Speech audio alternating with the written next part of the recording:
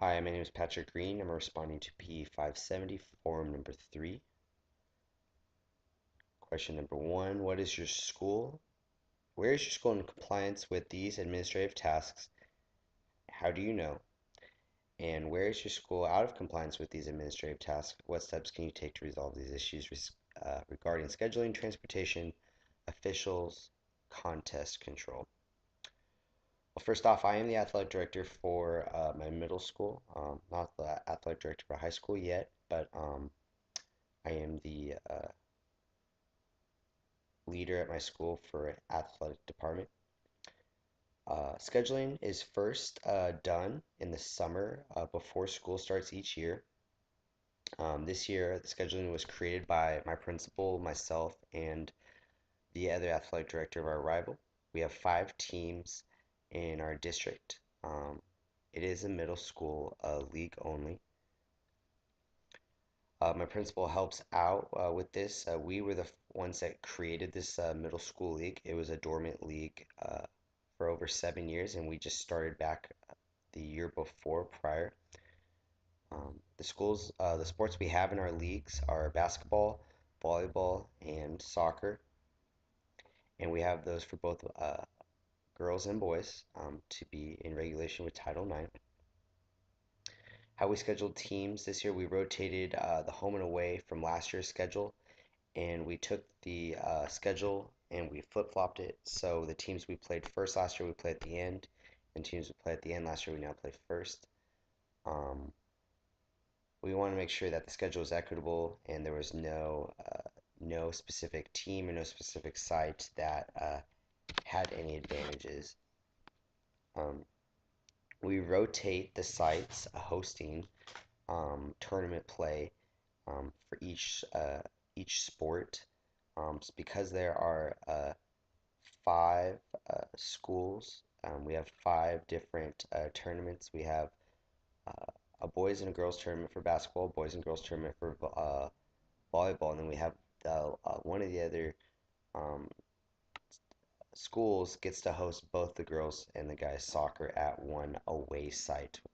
The volleyball and basketball is at home; those are at home sites, and we also host those as well as at our high schools instead of the middle schools. Mm. For practice, we do include practice time for at least from my school. We make sure that's equitable for boys and girls. So we have 2 practices each for both teams, as well as we only have one game per week. Practices are usually at 2:45 and end at 4:30 because our school gets out at 2:30. And game days are on Thursdays. Administration and ADs are to be present at each home game.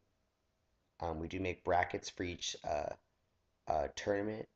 We have our all 5 schools play each other. So there's 4 league games, and then we have a tournament at the end.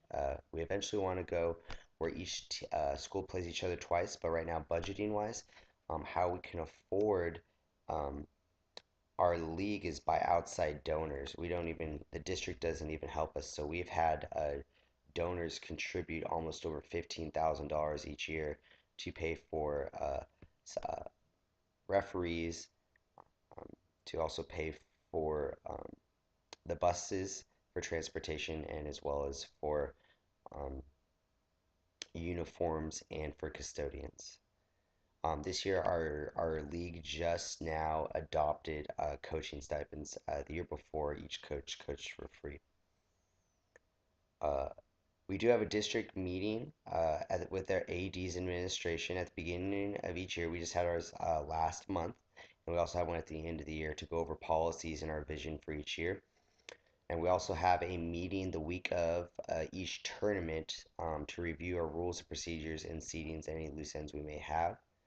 Um, I do have 2 intramural sports on my campus. I have a flag football and wrestling intramural teams this year. We just included those. We were able to fund that through, again, another outside donor that's giving us $3,000 for our flag football and wrestling. Um, these are on-campus competitions for each grade. They occur for flag football. They occur on Fridays after school, immediately after school on our school campus. And wrestling is Monday and Wednesdays. That's going to be starting in October. We do have a flag football tournament at the end of the season, and we're going to be competing against each of the other four middle schools. Um, and for wrestling, we're going to have two dual meets, and we're going to be competing against one other school, maybe another school if they want to join. Uh, for each of our season, we have a rule where practices can only occur during the season. Practice not can occur before cannot occur before the season. We just want to have the seasons only be 9 weeks long. That consists of four league games and a tournament, like I just mentioned. Um, for our tournaments, each of our tournaments in the season are formatted where we do have a play-in game, the fourth and the fifth seed, and how they are seeded by wins and losses um, throughout the four games. If there's a tiebreaker, they go by goal and goal differential. Um, for soccer, for basketball, we go by wins and losses on the road. So if you have more wins on the road, and if we have to go to that, then we go by a point system by most points scored. So we have a fourth versus fifth team play in to get into the tournament, and that's on the tournament day. The tournament is a 1 day tournament, and that's on a Saturday. The winner of that play-in game gets to play the first seed, and the second seed for the first seed play, and the winner of each of those games go to the championship. And then we do have a consolation game for third place. How our transportation is scheduled it is in the summer with the district transportation department. Schedules are handed out to the district to book those well in advance. We do use a shuttle system to save money, so we do have one school being picked up, and then we pick up the opponent's team that we will be playing, and then they both go to that off-site. If it's for soccer, if it's on-site, then it's still a shuttle system. The boys and the girls both travel at the same time to their away games. Let-out times are on the for class are on the schedule and implemented into this season schedule. The coaches or AD must ride the bus to and from the contest. Students must ride the bus there. They cannot get rides to away contests. If a student wants to leave to go home, they must sign a waiver, and that must be submitted to the school admin secretary.